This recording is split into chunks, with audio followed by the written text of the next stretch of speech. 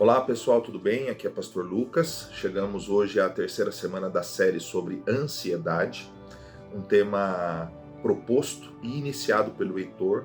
Na primeira semana, no primeiro vídeo gravado, ele falou sobre algumas questões gerais que serão abordadas na série, mas entendemos que é um tema que precisa ser revisitado com frequência. Ele é atual nos nossos dias, como foi atual há 10 anos, há 20 anos e em outros momentos da história, como na época de Jesus, na época do apóstolo Paulo. A ansiedade é um tema que precisa ser estudado em todos os seus aspectos, sejam eles aspectos relacionados a questões de preocupações do cotidiano, simples, a problemas mais sérios e até patologias relacionadas às crises de ansiedade. Então, na segunda semana, a Júlia, professora e neurocientista, abordou algumas questões relacionadas ao nosso momento histórico, ao nosso contexto histórico, como funciona a realidade da sociedade atual, apresentou o tema da modernidade líquida e depois falou sobre algumas reações que o nosso cérebro tem diante dos desafios do nosso cotidiano. Como algumas áreas do nosso cérebro, como a amígdala, elas ficam hiperativas diante das circunstâncias, Nós somos muitas vezes impedidos de contemplar as boas coisas porque nós ficamos sempre com uma sensação de inadequação, como se as coisas não estivessem boas, E nós deixamos de contemplar aquilo que é importante. Lembrando que nós entendemos que doenças como ansiedade, depressão, podem ter causas diferentes, variadas, e que muitas delas precisarão de intervenções terapêuticas, médicas, mas nós vamos trabalhar o conceito de preocupação, o conceito de uma ansiedade relacionada à nossa forma de lidar com a vida e com os seus desafios. O nosso objetivo é refletirmos hoje sobre alguns aspectos bíblicos e algumas lições bíblicas que nos ajudam a encarar, a enfrentar a ansiedade. O texto que nós vamos utilizar como base é Filipenses capítulo de número 4, em que o apóstolo Paulo, depois de falar sobre alguns problemas que a igreja de Filipos estava enfrentando, ele diz: não devemos andar ansiosos com coisa alguma. Alguns, influenciados por ensinos errados, vão dizer o seguinte: mas eu não escolho ficar ansioso. Isso pode ser verdade, nós muitas vezes não escolhemos, mas existem responsabilidades nossas na ansiedade que nós temos em algumas áreas da nossa vida. E sim, nós temos culpa em alguns momentos porque nós nos deixamos levar por uma mentalidade, por um excesso de informação e informação de baixa qualidade. Nós somos responsáveis por algumas das crises pelas quais nós passamos, Nós alimentamos o nosso coração e a nossa mente com informações perigosas e deixamos de alimentá-lo com coisas boas, É assim que acontece com o nosso corpo, no nosso cotidiano. Se nós não temos uma boa rotina de exercícios, uma boa alimentação, o nosso corpo vai sentir da mesma forma a nossa mente, o nosso coração. Agora, nós entendemos também que há questões que fogem ao nosso controle.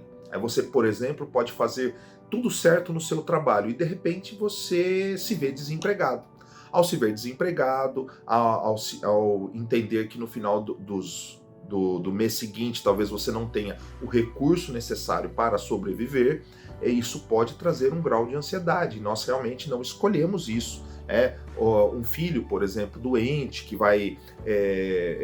fica internado ou que vai passar por um procedimento cirúrgico, nós não temos como conter essa preocupação. Agora, existem outras áreas da nossa vida que nós sim podemos trabalhar para melhorar a qualidade da nossa vida. Algumas pessoas passam por crises de ansiedade por questões patológicas e nós não vamos entrar nesse tema. Lógico, algumas dessas patologias, elas são consequência de uma persistência em erros, em escolhas, que pode ter um pouco de responsabilidade nossa, mas existem outras patologias que não são escolhas pessoais e sobre isso nós não vamos trabalhar nesse vídeo.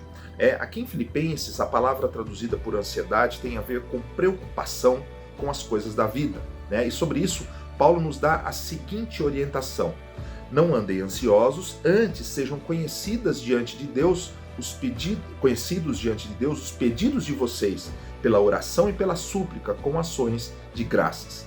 Então, a primeira coisa que nós precisamos entender aqui é que nós precisamos identificar, quando possível, a causa da nossa preocupação, da nossa ansiedade. Nós precisamos entender quais são as causas que têm nos levado a sofrer.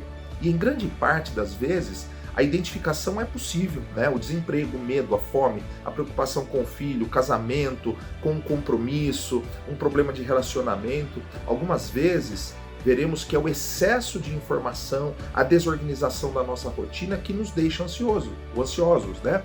No que estiver ao nosso alcance, nós precisamos fazer as mudanças, identificar e fazer as mudanças necessárias para diminuir o grau de tensão, né? O excesso de atividades, o excesso de trabalho, o excesso de informação pode ser uma das causas da nossa ansiedade. E se isso é fato, precisamos identificar e fazer os ajustes necessários na nossa rotina. A segunda coisa, ele diz: sejam conhecidas as suas súplicas diante de Deus, os pedidos de vocês. Então, nós precisamos buscar a Deus e buscar o auxílio das pessoas. Ore, coloque o seu problema diante do Senhor. Seu problema é desemprego, vamos orar. Seu problema é com o seu filho, vamos orar. No seu casamento, nos seus relacionamentos familiares, vamos orar a respeito disso. Algumas vezes, Deus vai falar diretamente ao seu coração. E muitas vezes Ele vai usar uma música, Ele vai usar um filme, Ele vai usar um livro, Ele vai usar a palavra lida, a palavra de Deus lida, a palavra dele lida, ou Ele vai usar pessoas, muitas vezes que nós nem conhecemos, vai colocar no nosso caminho para nos dar um direcionamento, né? Para nos ensinar alguma coisa. Participar de uma igreja, participar das atividades, ouvir a mensagem, interiorizar a mensagem e aplicar nas nossas vidas. Nós precisamos buscar a Deus nos dias da angústia, né? E aceitar o auxílio das pessoas. Tenha pessoas com quem compartilhar. Não se esqueça também de agradecer. Ele diz o seguinte: com ações de graças. A gratidão, irmãos, é um antídoto que faz cessar a insatisfação. Ela traz tranquilidade. Lembra que nós falamos sobre a amígdala lá do cérebro que fica hiperativa? A Júlia falou sobre isso. Nós precisamos entender que muitas vezes nós estamos ansiosos porque nós estamos nos deixando levar pela circunstância que está ao nosso redor. Agora, a gratidão é um antídoto que faz cessar a insatisfação. Nós muitas vezes estamos correndo atrás de coisas e nós deixamos de contemplar aquilo que está ao nosso redor. A Bíblia nos ensina em diversos momentos que nós devemos dar graças em todo o tempo, né? A gratidão, ela é fundamental para nos ajudar a superar a ansiedade. O resultado, o verso 7 diz assim: e a paz de Deus, que excede todo entendimento, guardará o coração e a mente de vocês em Cristo Jesus. Jesus nunca disse que nós estaríamos imunes às aflições. Pelo contrário, ele disse que nós teríamos aflições nessa vida, que nossos desafios poderiam muitas vezes nos abalar, mas ele disse que estaria conosco. Ele disse também que venceria o mundo e que todos que nele esperassem venceriam com ele. E nós temos nele uma esperança que não será abalada. Nós precisamos entender que a paz do Senhor vai inundar o nosso coração quando de fato nós buscarmos o Senhor em gratidão e apresentando diante dele as nossas angústias. O verso 8 diz uma coisa importante, né? Duas lições importantes de agora em diante. Duas não, 3 lições importantes. A primeira delas, ele diz assim no verso 8: finalmente, irmãos, tudo que é verdadeiro, respeitável, justo, tudo que é puro, amável, tudo que é de boa fama, se alguma virtude há, se algum louvor existe, seja isso que ocupe o pensamento de vocês.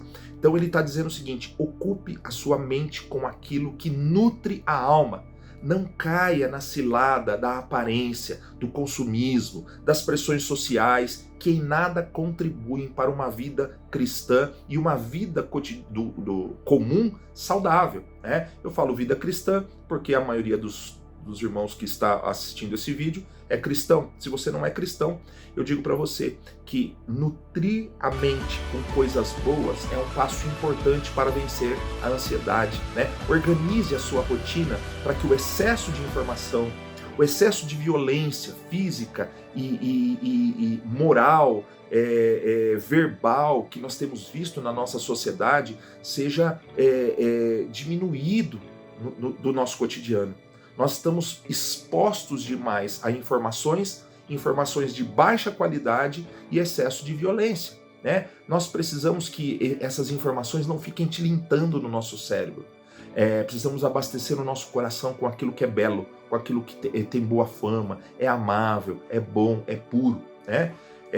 E Paulo diz o seguinte, ele vai agradecer depois, na sequência, pelo cuidado da igreja de Filipos, né? A igreja, o cuidado financeiro muitas vezes que faltou para o apóstolo. A igreja de Filipos era protagonista nesse cuidado com o apóstolo Paulo.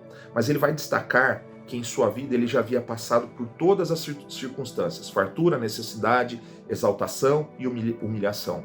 E ele diz que aprendeu a viver contente em toda e qualquer circunstância. O contentamento, irmãos, anda de braços dados com a gratidão. É mais ou menos assim na multiplicação dos pães. Jesus olhou para os 5 pães e 2 peixinhos e pensou assim, possivelmente, né, criando um cenário hipotético. Se Deus nos deu 5 pães e 2 peixinhos, vai dar e vai sobrar.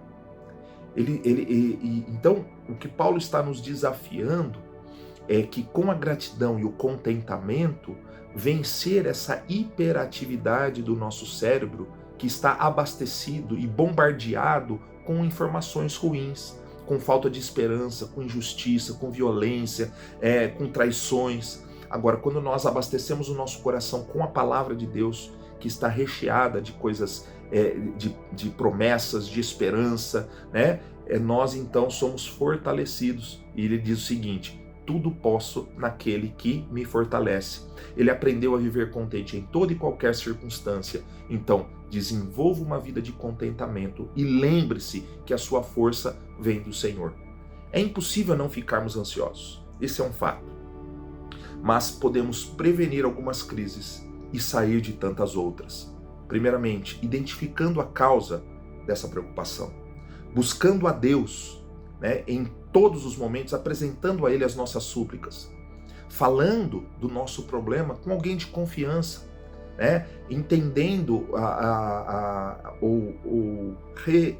relembrando de promessas que o Senhor nos fez, alimentando também a nossa mente com aquilo que é bom, fugindo desse excesso de informação ruim que nós estamos recebendo.